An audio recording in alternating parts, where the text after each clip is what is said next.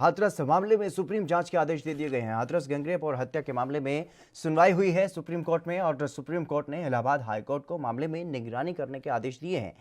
हाथरस में एक दलित लड़की से हैवानियत के 15 दिनों बाद उस लड़की ने दिल्ली के एक अस्पताल में दम तोड़ दिया था और इस मामले में इलाहाबाद हाई कोर्ट ने खुद ही संज्ञान भी लिया था और स्थानीय प्रशासन को फटकार लगाई थी। अब सुप्रीम कोर्ट में एक पीआईएल और एक्टिविस्टों और वकीलों की तरफ से दाखिल की गई याचिकाओं पर सुनवाई की गई है, जिसमें कोर्ट के सामने मुकदमे को दिल्ली ट्रांसफर करने, सीबीआई जांच की निगरानी और पीड़ित परिवार को सीआरपीएफ की सुरक्षा दिलाने जैसी कई मांगे की गई हैं और कई मसले कोर्ट के सामने रखे गए, जिस पर सुप्रीम कोर्ट ने यह कहा है कि हाई कोर्ट इस मामले को देखेगा और अगर कहीं कोई समस्या हुई तो हम यहां पर हैं ही। और वहीं सीबीआई की जांच भी लगातार जारी है। सीबीआई की जांच का आज तीसरा दिन है। गुरुवार को सीबीआई की टीम आरोपियों के घर पर पहुंची, जहां पर उनके परिवार वालों से पूछताछ की गई और इससे पहले सीबीआई की टीम ने पीड़ित परिजनों से भी उनसे भी पूछताछ की थी और पहले दिन क्राइम सीन का दौरा, दूसरे दिन पीड़ित परिवार से पूछताछ के बाद आज आरोपियों के परिवार वालों से भी पूछताछ की गई।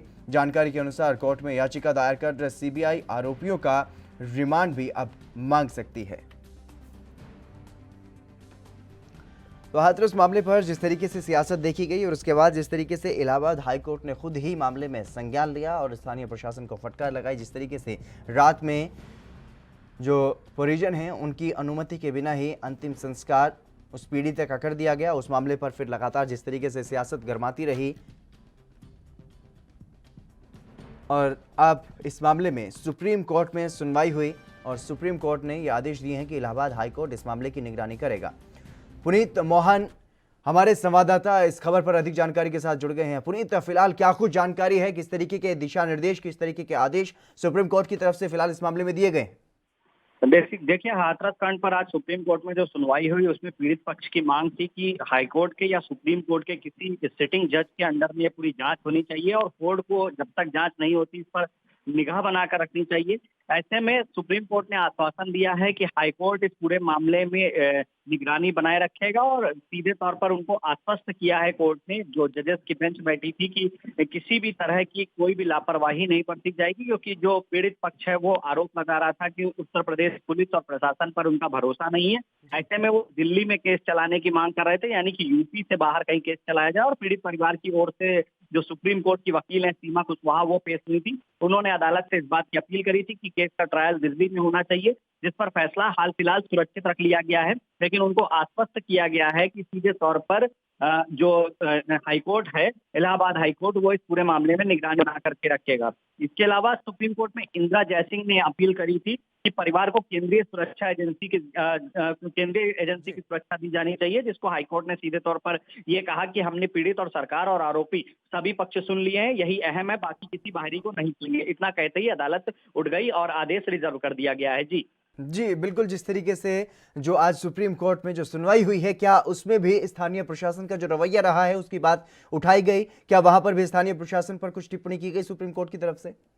देखिए, सुप्रीम कोर्ट ने आज सीधे तौर पर जो जिस मामले पर बहस हुई, तो सुप्रीम कोर्ट में उत्तर प्रदेश सरकार की ओर से जो वकील पेश थे, उन्होंने सीधे तौर पर ये हलफनामा दिया है कि जो पीड़ित परिवार है उसकी सुरक्षा को लेकर के सरकार कोई कोताही नहीं बरत रही है। कई गैरत कंपनियां लगाई गई हैं, इसके साथ ही पीएससी भी लगाई गई है, कई सब इंस्पेक्टर हैं और इंस्पेक्टर की ड्यूटी लगाई गई है, और जो सीड्स ऑफिसर हैं वो निगरानी कर रहे हैं।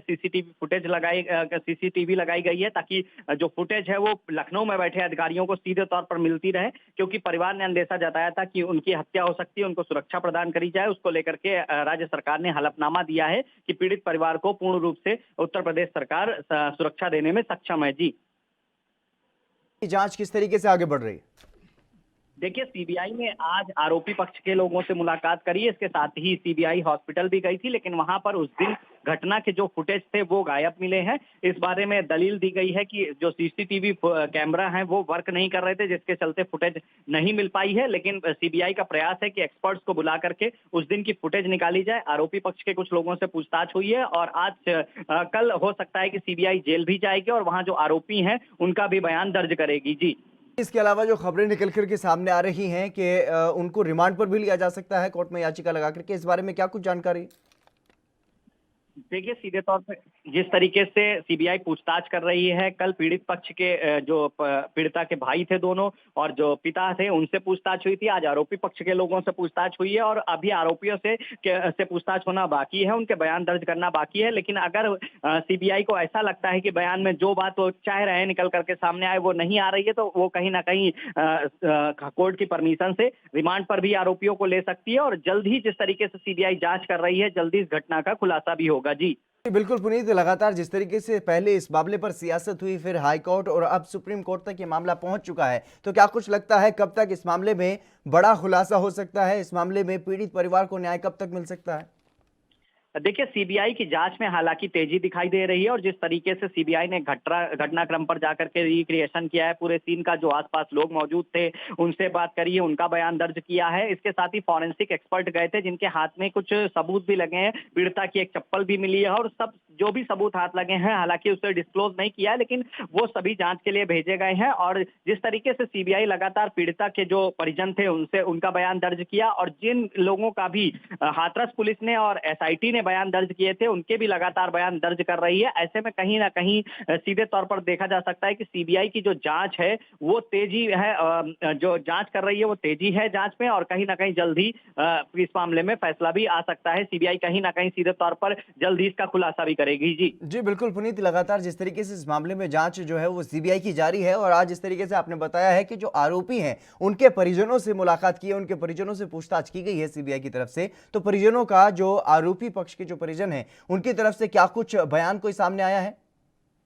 देखिए, सीबीआई चारों आरोपियों के परिवार वालों से मुलाकात करी है। अब सीबीआई मथुरा कोर्ट में एक याचिका दायर करके सभी आरोपियों की कस्टडी मांगेगी, क्योंकि मथुरा कोर्ट से अगर कस्टडी नहीं मांगेगी तो ऐसे सीधे सीबीआई आरोपियों को कस्टडी में ले नहीं सकती। ऐसे में सीबीआई या तो जेल में ही आरोपियों से पूछताछ करेगी या फिर कस्टडी में लेकर के उनको कहीं और ले जाया जाएगा। 14 सितंबर के घटनाक्रम को लेकर के सीबीआई आरोपियों का बयान लेगी। अगर सीबीआई को रिमांड मिलती है तो आरोपियों का पॉलीग्राफी टेस्ट हो सकता है। इस बात के हम सूत्रों के हवाले से जो हमको जानकारी मिल रही है कि पॉलीग्राफी टेस्ट के लिए भी सीबीआई कहीं ना कहीं आवेदन कर सकती है, जिसके लिए कोर्ट से इजाजत लेनी होगी और सीबीआई ने इसके पूरे पेपर तैयार कर लिए। हालांकि आरोपियों के परिवार ने सभी आरोपों को नकार दिया है। जो भी सीबीआई ने पूछा था, जो भी आरोप पीड़ित पक्ष की ओर से लगाए गए थे, आज जिनसे पूछताछ हुई है आरोपियों के जो भी परिजन थे उन्होंने सारे आरोपों को सिरे से नकारा है। जी बिल्कुल पुनीत, तो तमाम जानकारी देने के लिए बहुत बहुत शुक्रिया आपका। तो हाथरस मामले में अब सुप्रीम आदेश जो हैं वो दे दिए गए हैं और इस पूरे मामले की जांच सीबीआई कर रही है, लेकिन अब इलाहाबाद हाईकोर्ट इस पूरे मामले में निगरानी करेगा। देश दुनिया की खबरों के लिए एएनबी न्यूज को सब्सक्राइब करें और बेल आइकन दबाएं।